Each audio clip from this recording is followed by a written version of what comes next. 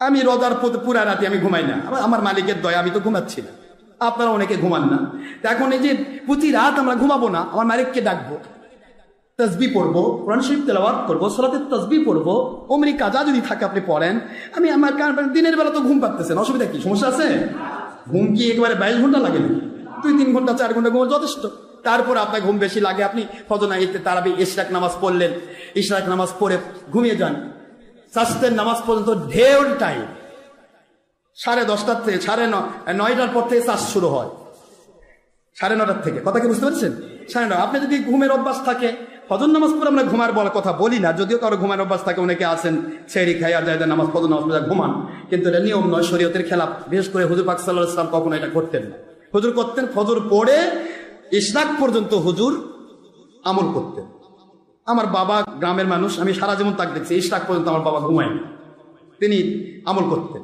তো ইশরাক নামাজ পর্যন্ত আপনি ঘুমাবেন না, যেই মাত্র বেলা উঠে গেল, বেলা ওঠার আগ পর্যন্ত ঘুমাবেন না। ওই সময়টা আপনার ভিতরে মেডিকেল সায়েন্স মোতাবেক একটা হরমোন নির্গত হয়, যে সময় ঘুমিয়ে থাকলে ওই হরমোন থেকে আপনি বঞ্চিত হবেন। কথা কেউ বুঝতেন না কেন? শরীয়ত তো অসংখ্য দলিল দিয়ে প্রমাণিত এবং বিজ্ঞান সম্মত, এগুলো সময় হয় না, আমি দলিল দিব না বিজ্ঞান বলবো। তো যাই হোক, এই যে যখন আপনি শেষ রাত থেকে, শেষ রজনী থেকে বেলা ওঠার আগ পর্যন্ত একটা হরমোন মানুষের উপরে নির্গত হয়, এই হরমোনটা আল্লাহ প্রদত্ত একটা নিয়ামত। এই সময় ঘুমিয়ে থাকলে এই হরমোনটা সে পায় না, যার কারণে তার ভিতরে বিভিন্ন রোগ ঢুকতে পারে। কথা কি বুঝতে পেরেছেন বাবারা? যারা বেশি ঘুমায়, যারা আপনার সকালবেলা সূর্য উদয়ের সময় ঘুমিয়ে থাকে, এই মানুষগুলি কিন্তু অসুস্থতা ফিল বেশি করে। এই সময় না ঘুমিয়ে জিকির ফিকির, দরুদ শরীফ, কোরআন শরীফ তেলাওয়াত করতে করতে বেলা উঠে গেল, ইশরাক নামাজ পড়লেন, প্রতিদিন একটা কবুল হজ করলো, ওমরার সওয়াবও পাচ্ছেন। 4 রাকাত নামাজ পড়লেন, পড়ে নিয়ে রমজান মাস তো বোঝেন, একটা নফল অন্য মাসে ফরজের সমান। এ মাসে একটা নফল, অন্য মাসে কি? এ মাসে 1 টাকা দান, অন্য মাসে 1000 টাকা দানের চেয়ে বেশি সওয়াব। এ মাসে প্রত্যেকটা আমল 10 থেকে 700 গুণ অগণিত। জোরে বলুন সুবহানাল্লাহ। তো সুতরাং এগুলি তো আপনি বোঝেন। তা আমি আপনাদের শেখাচ্ছি যে এটা ঘুমাবেন না, এরপর আপনি ঘুমিয়ে যান।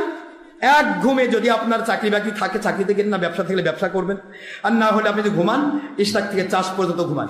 চাষতে উঠলেন, অজু করে চাষ নামাজ পড়লেন। চাষতে নামাজের সময়টা খুব কম, এরপরে দ্বিপ্রহরের টাইম নিষিদ্ধ অক্ত, এরপরে থাকবে 12:04 থেকে 12:05 থেকে, এখন আবার দ্বিপ্রহর শেষ হয়ে যাচ্ছে, জোহর জোয়া শুরু হচ্ছে, আসর নামাজ পর্যন্ত অক্ত থাকবে। সুবহানাল্লাহ বলবেন না জোরে? এখন প্রশ্ন হলো যে আপনি ঘুমাবেন, হুজুর সাল্লাল্লাহু আলাইহি ওয়াসাল্লাম ঘুমাতেন কখন? কাইলুলার সময়, দুপুরবেলা জোহর নামাজ পড়ে হুজুর একটু রেস্ট করতেন। এই রেস্টটা যারা করবে তাদেরকে 1000 রাকাত নফল নামাজ পড়ার সওয়াব দেওয়া হবে। সুবহানাল্লাহ বলবেন না জোরে? আবার এমন ঘুম পারবেন একবার আসল কামাল, উঠে দেখেন যে মাগরিবের আযান দিচ্ছে, কি করার? তাই হবে? নফল ফরজ সুন্নাত আদায় করতে গিয়ে ফরজ তরক করা যাবে না, খেয়াল রাখবেন। তো যাই হোক, এটা আমি আপনাদের বলছিলাম, এক কথা বলে আরেকদিকে চলে যায়, আমি বুঝতে কষ্ট দিচ্ছি আপনাদের।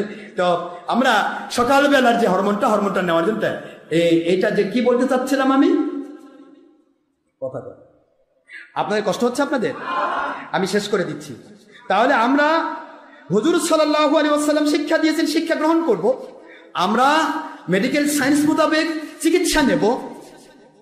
আপনারা করোনা ভাইরাসের ইঞ্জেকশন নেবেন, কোনো অসুবিধা নেই, কোনো না নেই। এই ইঞ্জেকশনটা যদি আপনাকে এখনই নিতে হয়, জরুর না, আমাকে নিতেই হবে, ভয় পাচ্ছি হয়তো কোন আমাকে ধরে ফেলবে, নিয়ে নেন। আল্লাহকে বোঝান, আমার আল্লাহ স্বাস্থ্যবিধি রক্ষা করা তো আপনিই ফরজ করেছেন, সুতরাং আমি আপনাকে রক্ষা করার জন্য আল্লাহ আমি ইঞ্জেকশনটা দিলাম। এই রোজাটা আপনি পরে একটা করেন, অসুবিধা কোথায়? কথা কোনে দেখেন কি হলো? তবে অনুরোধ করবো, রোজা যখন যেদিন আপনি নিচ্ছেন ইঞ্জেকশন, ওই দিন খাওয়া দাওয়া করে রোজা নষ্ট করার দরকার নেই, রোজা থাকেই দেন। আমার আল্লাহ আপনাকে এর উপর ভিত্তি করে 2টা সওয়াব দেখ, এটাও থাক, পরে আরেকটা করেন। কথা কোনে দেখেন কি হলো? আবার খাবেন মশা মারে যায়, এত রোজা থাকাই পানি, খাই জমে খাওয়া, হ্যাঁ না, রোজার দিনে নিজের দিনের বেলা খাওয়া মুসলমানের জন্য নিষেধ, হারাম, মনে থাকবে। খাবেন, আপনি এটা করলেন না। যেমন আমরা নামাজে যখন আমরা যানবাহনের নামাজ পড়ি, এটা আপনাদের জানা দরকার। যানবাহনে যখন নামাজ পড়েন, যানবাহনে যেহেতু নামাজ যখন পড়া হয় তখন দাঁড়ানো যায় না, একটা ফরজ আদায় হচ্ছে না। নামাজে কিয়াম করা কি ফরজ না? কেবলামুখী হওয়া ফরজ না?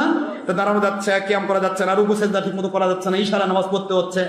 এই জন্য যানবাহনে যদি কোনো নামাজের টাইম হয়ে যায়, আপনি নামাজটা পড়ে নেবেন। মুসাফির হালতে মুসাফিরি নামাজ, মুকিমি হালতে মুকিমি নামাজ পড়ে নেবেন, অজু থাকলেও পড়বেন, না থাকলে কুমের পক্ষে যানবাহনের আছে না, ধুলা তো আছেই, একবার সুন্দর করে ধুলা মালিশ করবেন, করে একবার নাক মুখ ভরে ফেলবেন। ঠিক আছে, তাই করবেন না? কাছে মাটি থাকবে বা যে কোনো ধুলা এরকম করে ঝাড়ে ফেলে দিবেন, মাটি দিয়ে কাদো মারা লাগবে না, ফেলে দিয়ে তারপরে আপনি শুধু শরীয়ত মানতেছেন, এটা সুবহানাল্লাহ বলবেন না? প্রথমে করলেন, মসহ করলেন মাটি দিয়ে, তারপর আবার মারলেন, এরপরে মুখমণ্ডল পুরাটা সুন্দর করে মসহ করলেন, আবার মারলেন হাত ছেড়ে ফেলে দিয়ে, এই পর্যন্ত নিয়ে এখন আল্লাহ দেখাচ্ছেন, আল্লাহ টাইম হয়েছে, আমি আপনার জিকিরে মশগুল, এখন নামাজের টাইম দিবে না। এরা তো সেই ব্যক্তি, এরা তো নামাজের টাইম দিবে না। আল্লাহ আমি পড়লাম, আল্লাহ আপনার কাছে আমি অ্যাপ্লিকেশন করে রাখলাম, আল্লাহ আমার বান্দা অ্যাপ্লিকেশন করছে, যা বাড়িতে গিয়ে ওই নামাজ পড়ে নেন, এটাও হবে, আরেকটা নফলের সওয়াব হয়ে যাবে। কিন্তু এটাই একবারে নির্ভরশীল থাকবেন না, কারণ আল্লাহর হাবিব বলেছেন সন্দেহজনক জিনিস ছাড়তে। যদি সন্দেহ হয় ফরজ নামাজ আমার যদি নাই হয়, এক ওয়াক্ত নামাজ ইচ্ছা করে ছাড়ার কারণে 1 নয় 2 নয় 9, আপনারা কষ্ট হচ্ছে নাকি? 2,88,00,000 বৎসর এক হোক বা জাহান্নামে আগুনে থাকতে হবে, এটা বুঝতে পারতেছেন না? কেন আমি এত কঠিন কাজ করব? আল্লাহ ওরা নামাজ পড়েছিলাম, আল্লাহ আপনার খালি অ্যাপ্লিকেশন করেছিলাম, বাড়িতে এসেছি ফ্রি হয়েছি, দাদুর বাড়িতে আছে ফ্রি হয়েছি, নানির বাড়িতে আছি ফ্রি হয়েছি, এখন এগুলো ওই নামাজগুলো পড়ে নিচ্ছি। আল্লাহ আল্লাহকে আমার বান্দা দেখ, ফেরেশতারা দেখ, আমার বান্দা ও তো পড়ছে আবার পড়তেছে, যা আর দুইবার নামাজ পড়া সওয়াব দিন। আল্লাহর অভাব আছে? এইরকম আপনি এই ইনজেকশন দিচ্ছেন, স্যালাইন দিচ্ছেন, ইনহেলার নিচ্ছেন, আপনি অসুস্থ, আপনি ইনসুলিন নেওয়ার দরকার রয়েছে। আমি তো মনে করি ইনসুলিন নিতে হয় খাওয়ার পরে, আপনি তো দিনে খাচ্ছেনই নাই, ইনসুলিন নিতে হবে কেন? এটা কথা কেন, কি বলেন না কেন? ইনসুলিন কখন নেই? যখন ডায়াবেটিস বেড়ে যায়, ঠিক না?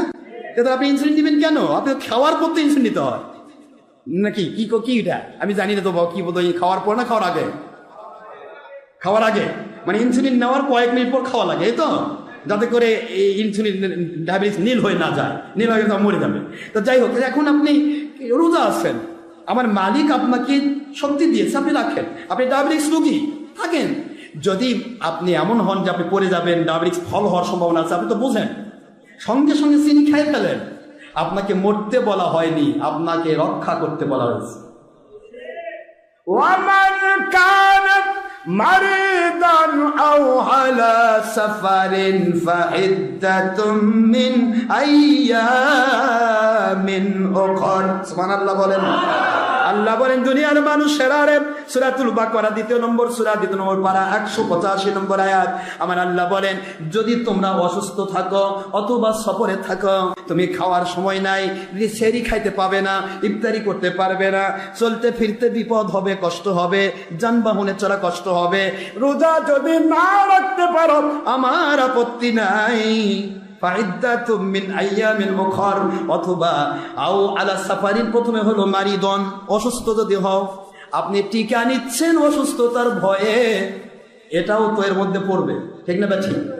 তাহলে আপনি অসুস্থ, আপনাকে ইনজেকশন নিতে হবে, ইনহেলার নিতে হবে, ইনসুলিন নিতে হবে, স্যালাইন নিতে হবে, যা কিছু নিতে হবে, নেবেন 100%। আমার আল্লাহ ফতোয়া দিয়ে দিয়েছেন। আল্লাহ বললেন, রোজা তুমি পরে একটা করে দাও, একটা বিনিময়ে ইচ্ছা করে একটা রোজা ছাড়লে সারা বছর করলেও আদায় হবে না, কিন্তু একটা যদি ইচ্ছা ছাড়া সফরে হালতে বা অসুস্থতার কারণে যদি তুমি সুস্থ থাকার আশায় যদি তুমি রোজা নষ্ট করে ফেলো, একটার বদলে একটা রোজা করবে, পরিপূর্ণ রোজার সওয়াব দেওয়া হবে। সমস্যা আছে? তাহলে আল্লাহর চেয়ে বেশি ফতোয়া আমরা জানি? আল্লাহ তো ফতোয়া দিয়ে দিচ্ছেন, ইউরিদুল্লাহু বিকুমুল ইউসরা ওয়া লা ইউরিদু বিকুমুল উসরা ওয়া লিতুকমিলু ইদ্দাতা ওয়া লিতুকাব্বিরুল্লাহা আলা মা হাদাকুম ওয়া লাআল্লাকুম তাশকুরুন। আল্লাহ বলেন, আমি আল্লাহ তোমাদের জন্য শরীয়তকে সহজ করে দিয়েছি, কঠিন করিনি। সুবহানাল্লাহ।